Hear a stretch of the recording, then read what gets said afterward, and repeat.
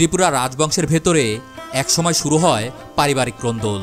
সেই ক্রন্দলের জের ধরেই ১৭৪৪ সালে দ্বিতীয় উদয়মাণিক্য ও দ্বিতীয় জয়মাণিক্যের যুদ্ধ হয়, যা এই কুমিল্লাতেই সংঘটিত হয়েছিল। ত্রিপুরা রাজ্যের বিশাল এক অংশের ইতিহাস লুকিয়ে আছে এই রানীকুঠির তথা পুরো কুমিল্লা জুড়ে।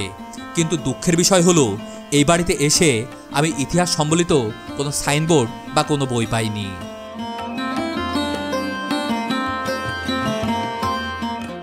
ভাবা যায় একসময় এই রুমেই বসবাস করত মহারানী, আর এই রুমেই এটা হচ্ছে যে সেই সময়কার বাসভবন যেখানে তিনি বসবাস করতেন। এবং এই বাড়িতে মোটের ওপরে ৬টা কক্ষ আছে, যেখানে ৬টা কক্ষে কি করা হতো সেটা তো এত বছর পরে আসলে বলা সম্ভব নয়।